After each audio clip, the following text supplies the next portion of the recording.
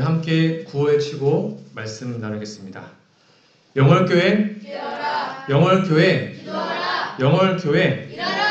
네, 이제 다음 주까지 2번만 외치면 됩니다. 한 번이죠. 이제 오늘 외쳤으니까.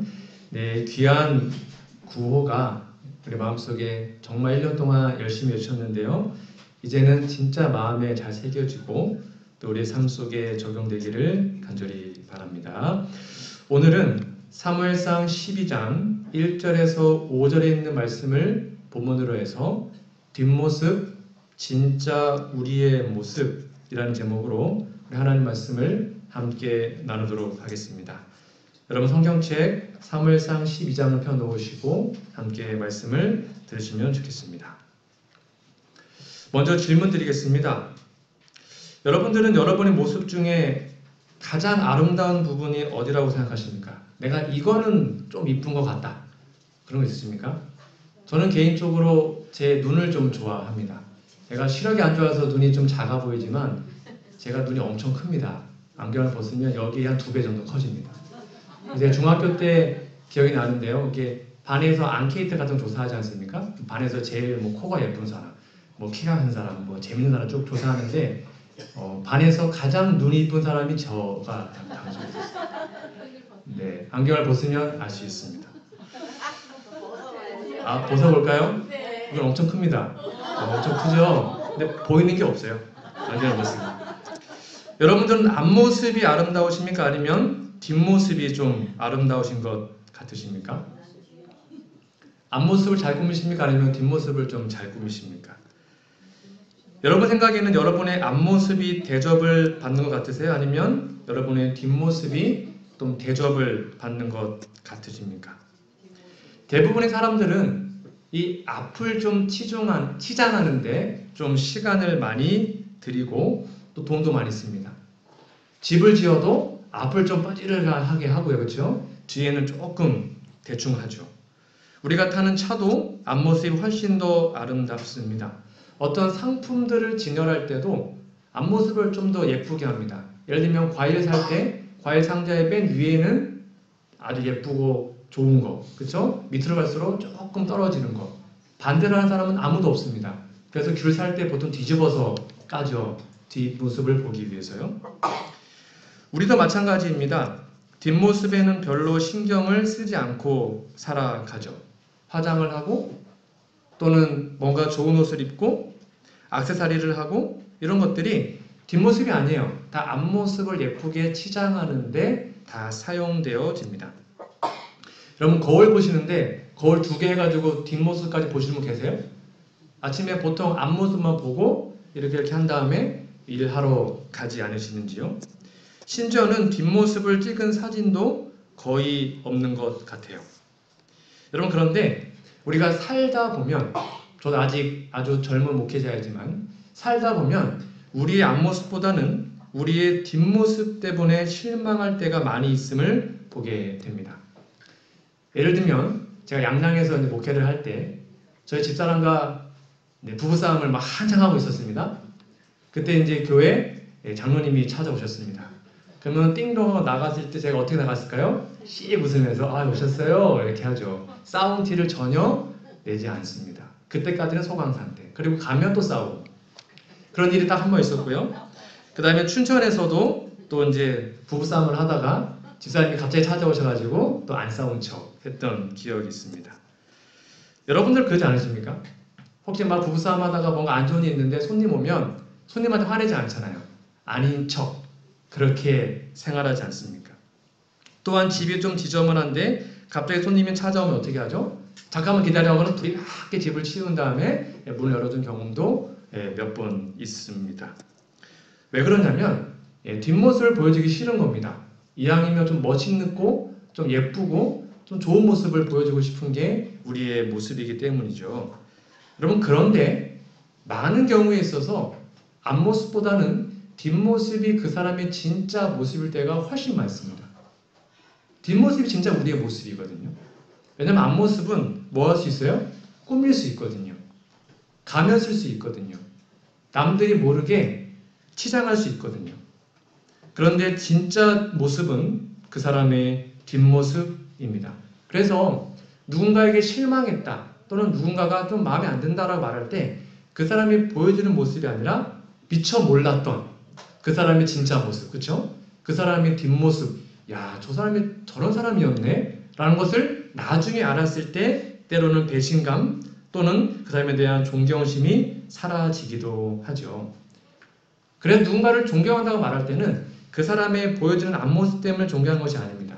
그 사람이 보여지지 않는 남들이 모르는 뒷모습을 진짜 진국인 걸 봤을 때 누가 뭐라 그래도 그 사람을 뭐 하게 되는 거예요? 존경하게 되고 사랑하게 되는 것이죠. 오늘 본문인 사무엘상 12장에는 선지자 사무엘의 뒷모습이 기록되어 있는데요. 사무엘은 이 당시에 최고의 권력자였습니다. 사사였습니다. 사사는 쉽게 말하면 왕 같은 권력이 있는 사람이에요. 통치자였고요. 그 다음 하나님께로부터 말씀을 받는 선지자였습니다. 이 중에 하나만 돼도 되게 높은 사람인데 또 하나 뭐였냐면 제사장이었습니다. 이 3종 직책을 사무엘이 혼자 다 가지고 있었습니다. 즉 정치적으로 종교적으로 가장 영향력이 있었던 사람입니다. 이걸 뒤집어 얘기하면 이 지위를 이용해서 충분히 권력을 탐하고 이익을 탐하고 백성들을 착취할 수 있었던 그 위치에 있는 사람이었어요. 그런데 뜻밖에도 이 사무엘의 뒷모습을 성경은 이렇게 기록합니다. 12장 3절 내가 여기 있으니 여호와 앞과 그 기름 부음을 받은 자 앞에서 내게 대하여 증거하라. 말하는 거예요. 사무엘이요. 내가 네 소를 취하였느냐 네 나귀를 취하였느냐 누구를 속였느냐 누구를 압제하였느냐 내 눈을 흐리게 하는 뇌물을 네 손에서 취하였느냐 그리하였으면 내가 그것을 너희에게 갚으리라 라고 얘기합니다. 여러분 사무엘이 이렇게 말할 수 있었던 이유는 뭐예요? 자기가 깨끗했거든요. 당당했거든요. 내가 혹시 뭐 한 거 있니? 얼마든지 얘기해봐. 내가 다 갚아줄게. 이렇게 얘기했던 사람이었습니다. 여러분 한 나라에서 가장 영향력 있는 사람이 이렇게 사는 게 쉬워요? 어려워요? 이거 쉬운 거 아닙니다. 대표적인 예로 우리나라만 해도 대통령 또는 뭐 영부인, 뭐 국회의원 대부분 뭐 뇌물 받았다, 뭐 땅 투기를 했다, 뭐 어쨌다 저쨌다 그런 거 정말로 많이 듣지 않습니까?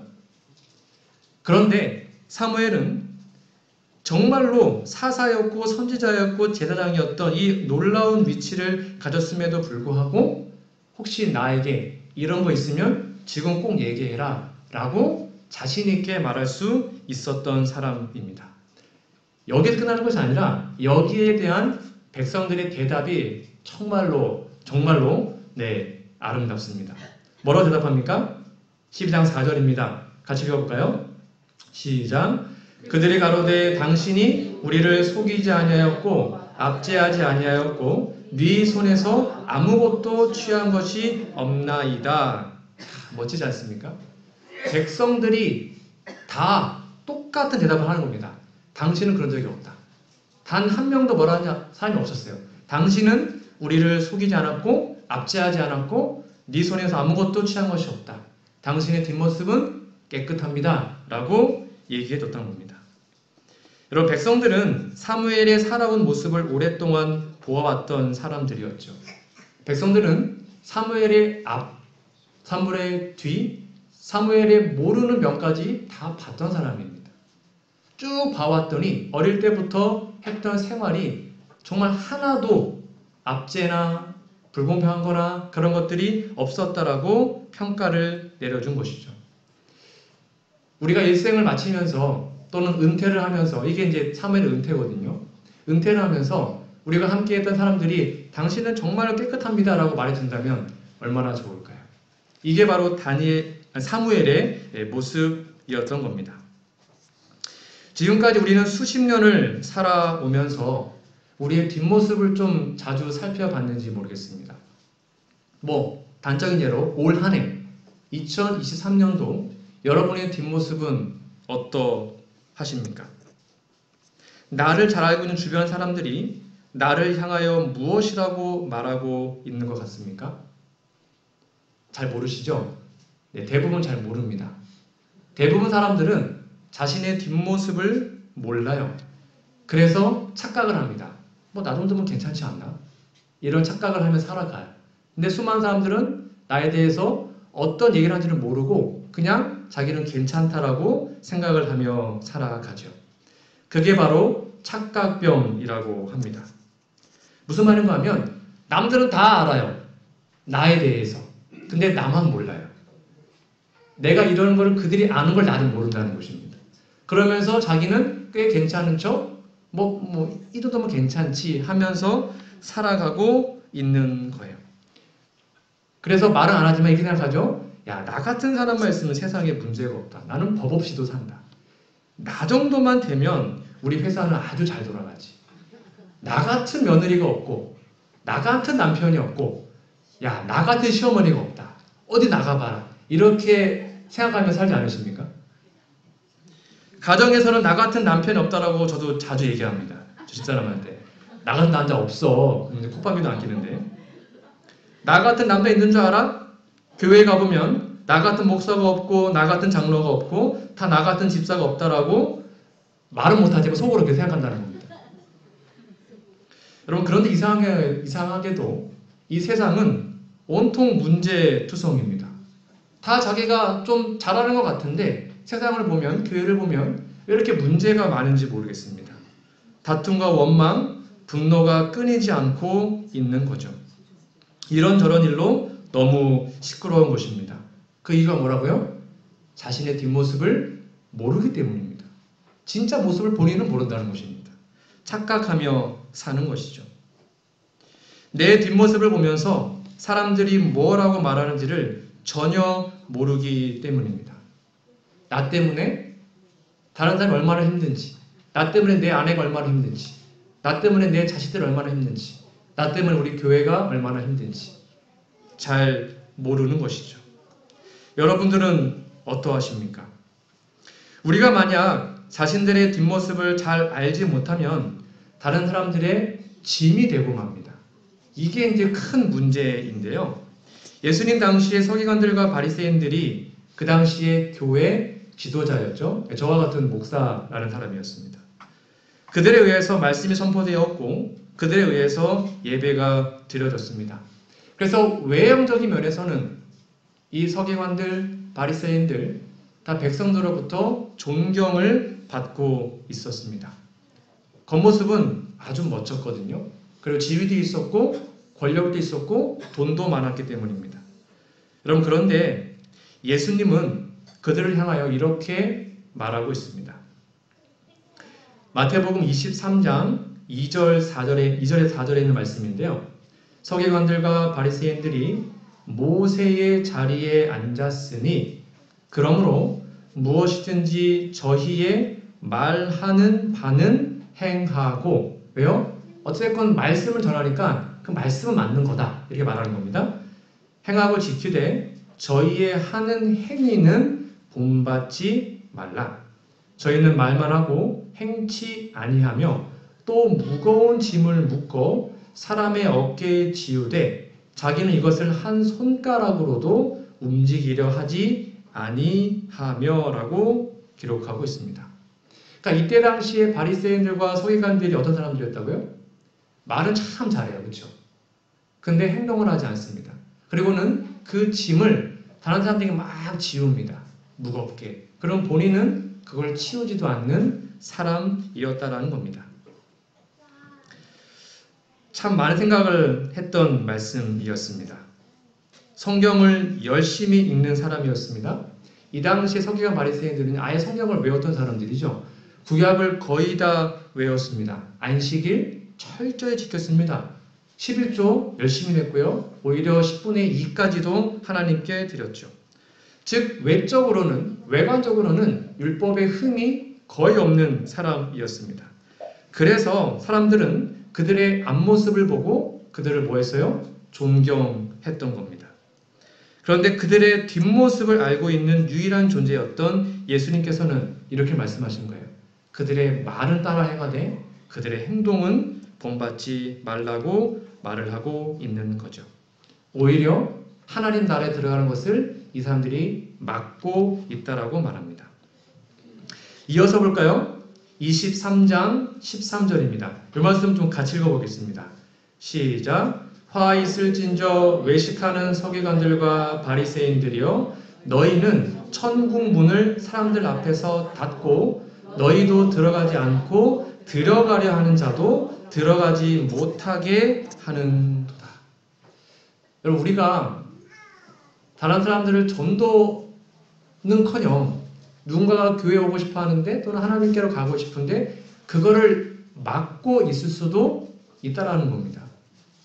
이 사람들이 그랬다는 거예요. 천국문을 닫아버리고 다른 사람들 오는 것도 뭐예요? 못 들어오게 막아버린 것이죠. 그 말은 뭡니까? 앞모습과 뒷모습이 달랐기 때문입니다. 뭐 교회 나와 보니까 뭐 목사나 장로나 집사는 뭐 똑같네 이렇게 말하게 평가받는다면 그 교회는 희망이 없는 거죠. 근데 교회 나와 보니까 야 뭔가 교회들이 다르네 라고 평가가 받는다면 그 교회는 하나님께서 함께 하시는 교회가 되는 것입니다. 여러분 그렇다면 하나님을 섬기고 있는 바리새인들과 서기관들이 왜 이러한 사람들이 되었을까요? 자신의 뒷모습을 잘 가꾸지 못했기 때문입니다. 속이 변화되지 않고 그냥 겉에만 신경을 썼기 때문이죠. 그래서 이렇게 우리에게 권면하십니다. 마태복음 23장 26절 같이 읽어볼게요. 시작. 소경된 바리새인아 너는 먼저 안을 깨끗이 하라. 그리하면 겉도 깨끗하리라. 이것은 하나님께서 그 당시에 있는 바리새인들에게만 주신 말씀이 아니에요. 오늘날 우리 모두에게 주시는 말씀인 겁니다. 오늘날 좀 더 쉽게 설명하면 너는 먼저 안을 깨끗이 하라. 즉 뒷모습을 깨끗이 해라. 그리하면 겉도 즉 앞모습도 깨끗하게 된다라고 말을 하고 있는 것입니다. 우리는 얼마나 자주 내 허물을 보지 못하고 상대방의 허물을 보면서 비판하고 판단한 경우가 참 많은지 모르겠습니다. 그 대표적인 사람이 누구였냐면 바로 다윗입니다. 여러분 다윗 너무나 잘 아시죠? 다윗 정말로 믿음 정말 훌륭했던 왕이었습니다. 그런데 큰 실수를 저질렀죠. 어느 날 왕궁을 거닐다가 한 예쁜 여자가 목욕하는 것을 보게 됩니다. 우연히 볼 수 있죠. 근데 그거를 계속 마음에 두었고 결국 그 여자를 데리고 옵니다. 그러고 이제 부적절한 관계를 맺었죠. 그런 다음에 그 소문을 막기 위해서 그다음에 그 일을 막기 위해서 남편을 어떻게 합니까? 전쟁터에서 불러와요. 그리고는 집에 가서 하룻밤 자라. 그래야지 자기 아이가 들키지 않게 되겠죠. 그런데 이 남편이 충실했어요. 집에 가서 부부관계를 안 하는 겁니다. 그러자 어떻게 했어요? 결국 전쟁터에서 죽게 만들었습니다. 다윗의 일생 중에 가장 치명적인 허물이었습니다. 간음의 죄 그리고 살인죄였습니다. 정말로 나쁜 죄를 지은 거죠. 여러분 이거 이스라엘 백성들이 알았을까요? 영감의 글에 보면 처음에는 몰랐지만 점점 소문이 나서 다 알았다라고 기록되어 있어요. 여러분 그런데 다윗은 자신에 대한 그 뒷모습, 자신에 대한 그 말을 다윗 자신은 잘 몰랐습니다. 그래서 그 여인의 남편이 전쟁터에서 죽게 되자 자신의 부인으로 삼은 거예요.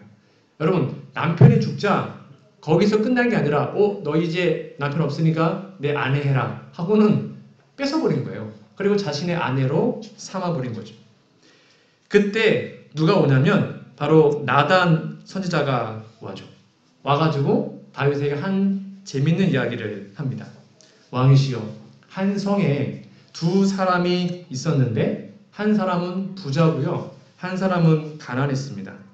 그런데 그 가난한 자에게 자식처럼 아끼는 양이 한 마리가 있었는데 양 한 마리예요. 그런데 어느 날 부자에게 손님이 오자 이 부자가 자신의 양을 아끼고 그 가난한 사람의 양을 뺏어다가 손님을 대접했습니다. 이거 어떻게 하면 좋겠습니까? 이렇게 얘기하자 여러분 다윗이 뭐라 하지 아십니까? 양 한 마리 뺏은 거예요. 다윗이 뭐라 그랬을까요? 뭐 혼내줘라, 뭐 벌금 내라 이렇게 말하지 않고요. 죽여버려라 이렇게 얘기했습니다. 여러분 양 한 마리 뺀다고 죽는 게 그게 공평한 판결입니까? 근데 다윗이 그렇게 판결했다니까요. 잘 보십시오. 다윗이 그 사람을 크게 노하여 나단에게 이르되 여호와의 사심을 가리켜 맹세하노니 이 일을 행한 사람은 마땅히 죽을 자라. 어떻게 가난한 사람의 양 한 마리를 뺐냐? 죽여버려라! 이렇게 얘기한 겁니다. 저가 불쌍히 여기지 않고 이 일을 행하였으니 그 양 새끼를 4배나 갚아 주어야 하리라. 이렇게 얘기합니다. 그러자 나단이 뭐라 그래요? 당신은 그 사람이다. 여러분 누가 더 죄가 큽니까? 다윗은 사람을 죽이고요. 그 다음에 간음을 했고 아내를 빼앗았습니다. 근데 자기 자신한테는 자기 죽어야 된다 말 안 했어요. 근데 양 한 마리 그거 가져온 사람한테는 뭐라 했어요? 죽여야 된다라고 이렇게 판결을 내렸던 겁니다. 무슨 말입니까? 우리 모두는 다 이렇다는 겁니다. 자기 자신에게는 판결이 아주 후해요. 뭐 그럴 수도 있지. 실수할 수도 있지. 다 인간 아닌가? 근데 남이 실수하면 어떻게 목사가, 어떻게 장로가, 어떻게 집사가 저래? 이렇게 막 판단하지 않습니까? 비판하지 않습니까? 자기가 그 일을 할 때는 아이고 실수할 수 있지. 이게 인간의 모습이라는 것입니다. 다윗도 똑같았어요.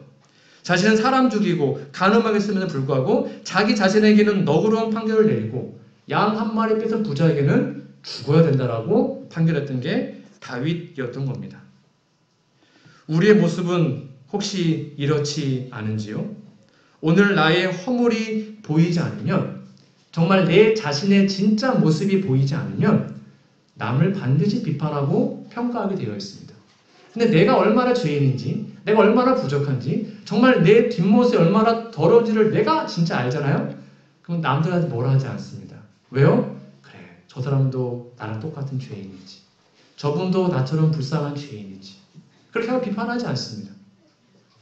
나의 허물을 알지 못하면 다른 사람의 그 모든 것들이 못마땅해 하고 다른 사람을 비난하게 되는 겁니다.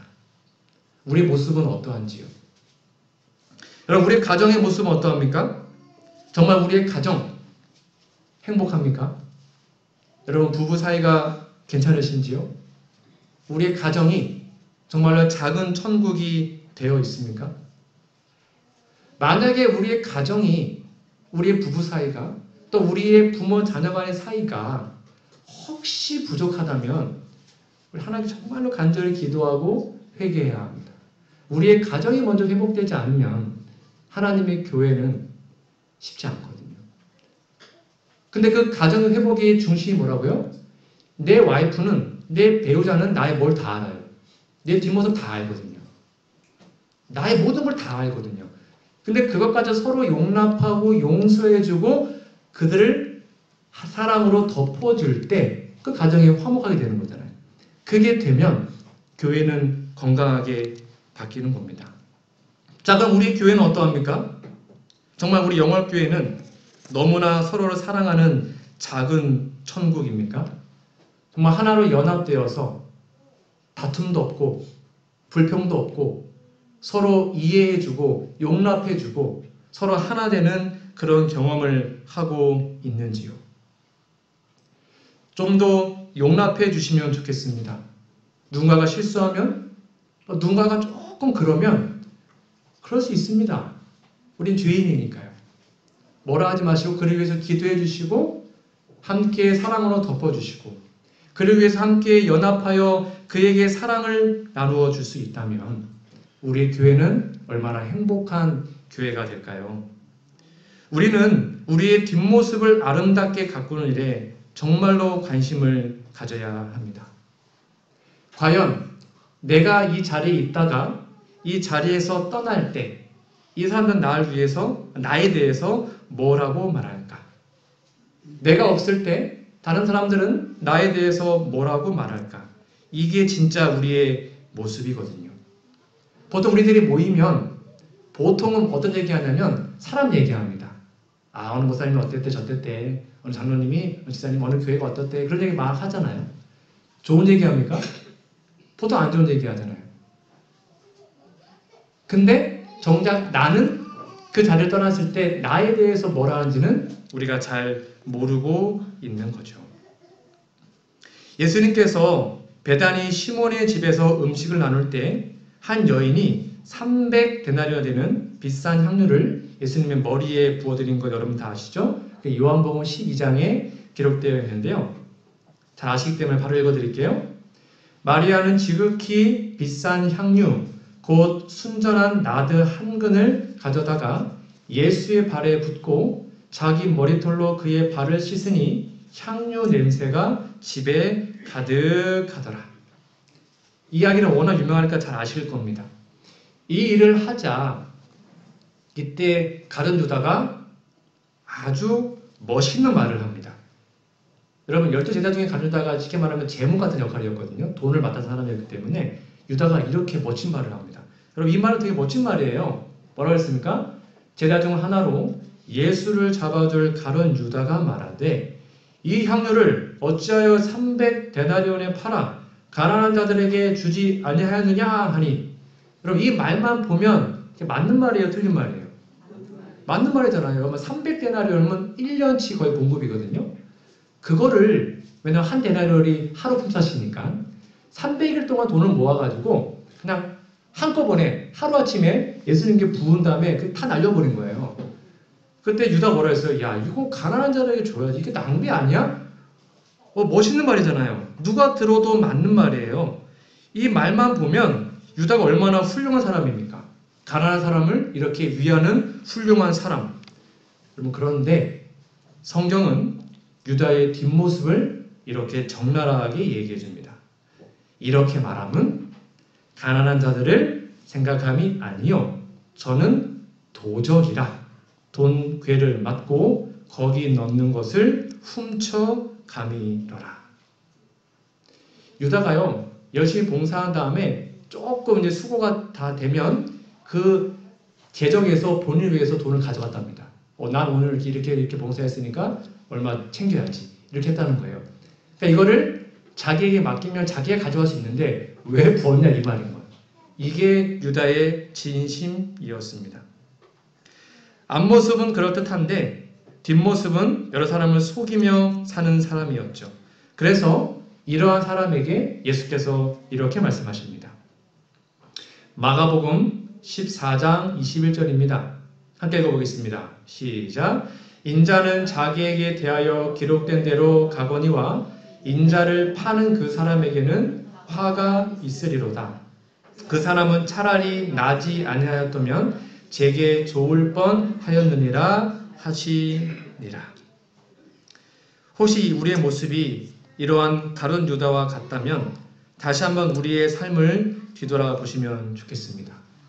정말로 하나님은 다 아시는데 감히 하나님을 속이려고 하는 모습이 우리 안에 있다면 속히 회개해야 합니다.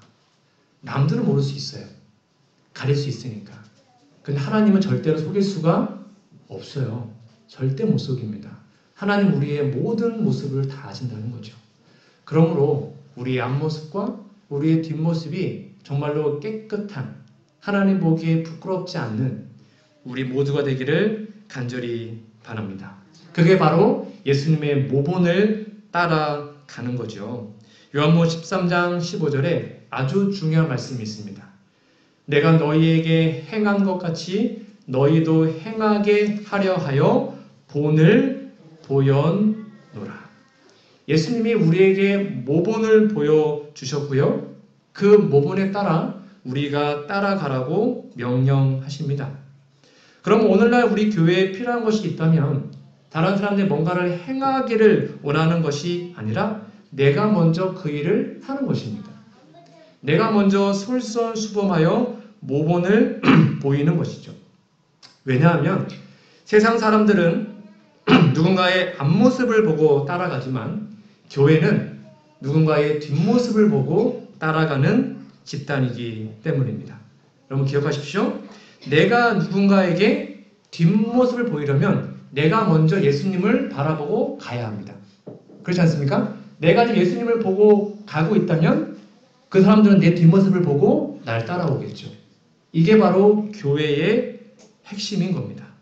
그래서 베드로전서 2장 21절에 우리에게 이렇게 권면합니다. 정말로 중요한 말씀인데요.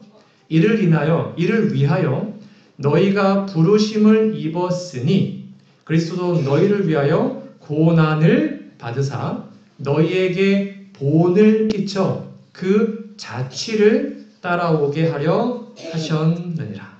그분의 자취를 따라가려면 그분의 뒷모습을 보고 따라가야 함을 여러분 꼭 기억하시면 좋겠습니다. 말씀의 결론 맺겠습니다. 저는 오늘 뒷모습, 진짜 우리의 모습이라는 제목으로 말씀을 드렸습니다. 여러분, 우리 예수님의 생애는 언제나 보여주는 삶이었습니다. 예수님은 십자가에서 달려 돌아가실 때 정말로 초라하고 큰 고통으로 숨을 거두셨습니다. 그런데 그렇게 돌아가셨던 그 예수님의 그 십자가의 모습을 보고 지금은 수많은 사람들이 그분의 길을 따라가고 있습니다. 그 이유가 무엇입니까? 그분의 뒷모습이 너무나 매력적이고 사랑이 넘치는 모습이었기 때문이죠. 오늘 우리도 예수님의 뒷모습을 닮아야 합니다. 그래서 다른 사람들이 나의 뒷모습을 보고 예수님을 따라가야 하는 것이죠. 예수님의 자취를 우리가 따라갈 때 우리의 자취를 보고 다른 사람들이 예수님을 바라보게 되는 것입니다.